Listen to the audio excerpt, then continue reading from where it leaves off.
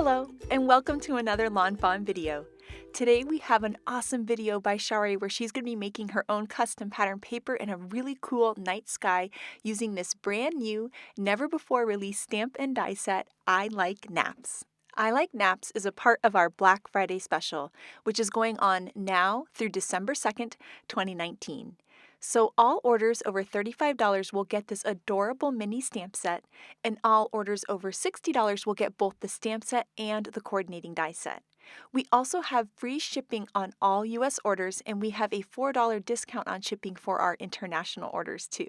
I hope you guys are enjoying our Black Friday special and that you love this cute little I Like Naps stamp set. That sleepy sloth and the sentiment I like you more than naps makes me giggle so much. I just love it, and I can't wait to see what you guys make with it, so make sure to share it with us. And now we're going to get on to this awesome video with Shari, so take it away, Shari.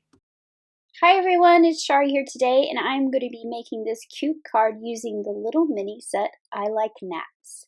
So this is the little set that you get for Black Friday with a purchase, and it has this cute little sloth that's taking a nap on a branch. So I'm going to put these stamps in my Misty here. I'm going to put the sloth, and then there's a little leaf stamp in the set as well. And I'm just going to load those in there. And I am going to be doing Copic coloring with my images, so I'm going to be using some jet black ink because it is Copic friendly. And I'm just going to ink those up and stamp those on my scrap piece of paper. The reason why I'm using the Misty for the large stamp is because I wanted to double stamp it and make sure that image is nice and dark. I'm also going to stamp out a couple more of the little pair of leaves so that I can create my scene by having multiple leaves around on the branch. I'm going to be using some warm gray Copics to color my sloth. I started out here with the W4, but when I added the W3 on top of it kind of disappeared. So you'll see here in a little bit how I add some more shading in. The W7 I used for the darkest. And then now I'm blending with the W3, and you can see there how the shading I had at the bottom kind of disappeared on me. So I'm going to go back in with the W5. So I have found that using two letters, or two numbers I should say, apart gives you a little more shading contrast, especially with the grays.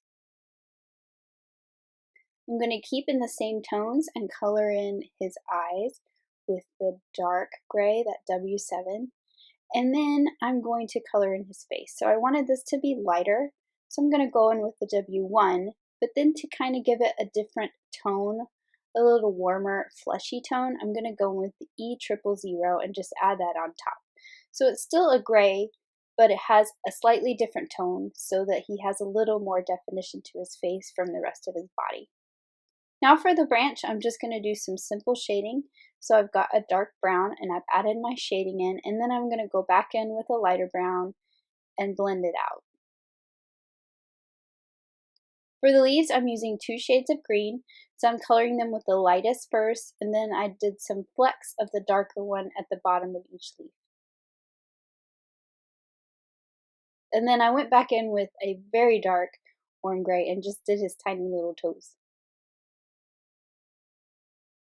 So now I can use the coordinating dies that go with the set to cut all these images out. I'm also going to create my panel using a cross stitch rectangle and watercolor paper. I'm not doing watercoloring, but I have found that distress ink blends on watercolor paper very nicely. So I'm using three colors of distress ink. This one is Lucky Clover, then I've got Peacock Feathers, and then I will do Blueprint Sketch towards the top. I'm just going to go back and forth between each of my colors and blend them together to remove the line between the colors.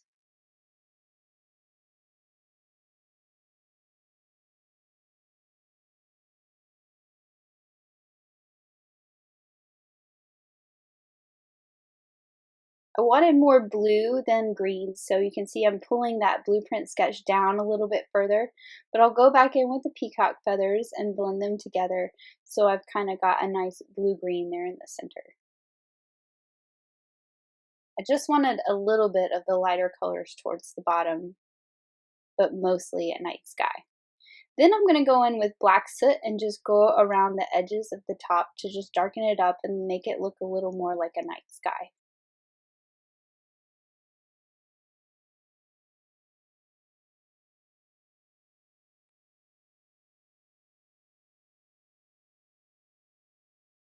Now I'm going to add some stars by using some metallic watercolors. So I'm just going to get this nice and soupy here, and I'm just going to pick up that color and add some flecks onto the background.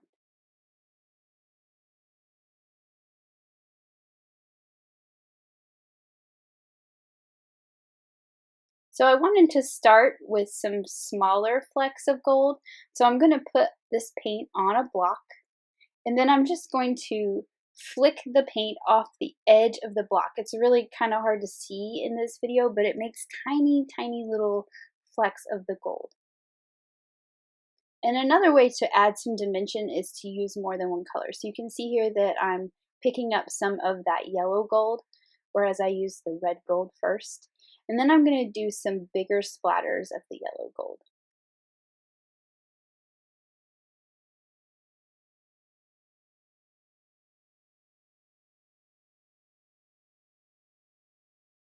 You probably will get some water droplets too, but that'll just react with the distress ink and add more texture to the background.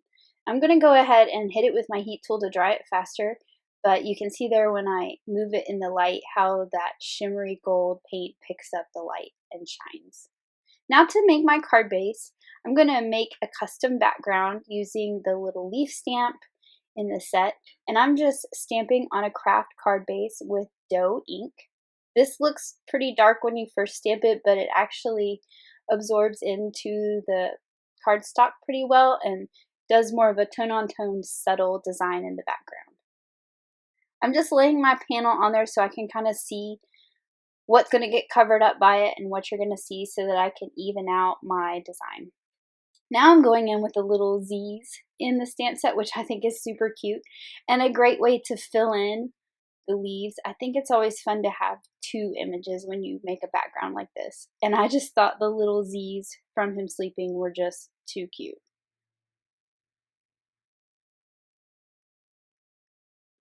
Now that I have my pattern paper, my custom pattern paper made basically, I'm just going to define the edges a little bit using some tea dye distress ink. So I'm just going to pull that in from the outside edge in. I'm not going to completely cover this, but it does make it have a little distressed look and define the edges a little more and give it some more interest. Now that my card base is done, I can start to assemble a little bit here. I'm going to put this down with some foam adhesive. So it's popped up from the background just a little bit, but I covered the back of this panel with some foam tape, and I'm centering that in my card base. And here are my cute little pieces I'm going to add. But first, I want to make my little sentiment banner. So I'm going to use this fancy wavy banner with the folded edges. And I'm going to cut that out of black cardstock so that I can white emboss my sentiment. I just thought that the black cardstock went with the kind of sleepy night scene that we have going on here a lot better than a white banner would have. So I'm going to go ahead and fold on those score lines that the die creates so that I can see the shape of where I want my sentiment to go. It's kind of hard to see on the black, so folding it kind of defines those a little better. Now this sentiment in this set is straight, but I want to curve it to match my banner. So here's my little trick. I'm going to curve it face down so that the words are the right way onto a block that is sitting on top of my banner. So I'm looking at the curve of the banner through the block. And I'm sticking it with the word side down. Then I can pick it up with another block.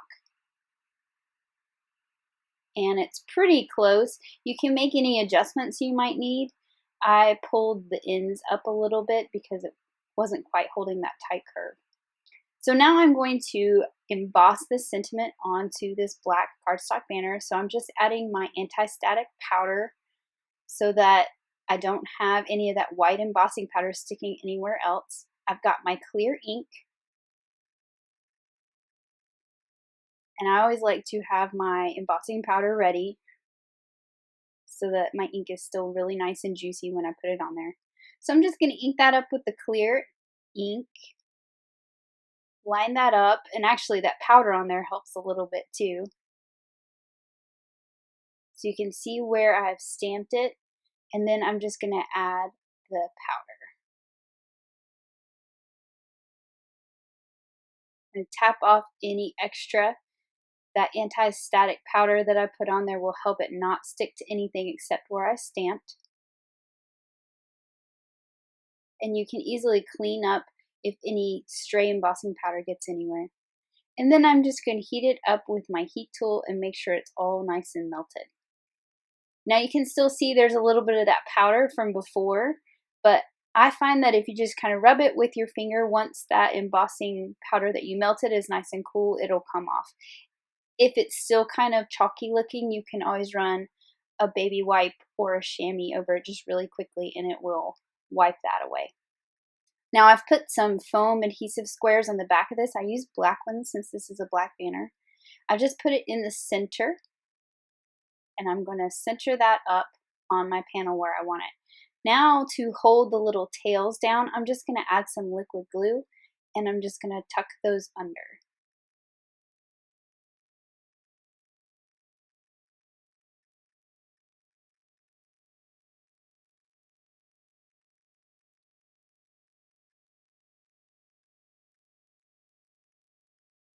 And then the other thing I like to do is put a little glue dot between the two folds.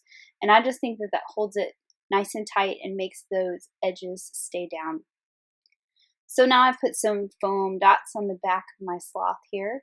And I'm going to position him with the branch sort of going off the side. I like that it kind of mimics the banner at the bottom by going past the outside of the rectangle. And then I'm just going to add some of the leaves that I cut and colored here using some liquid glue. I did 5 of them. I actually only ended up using 3.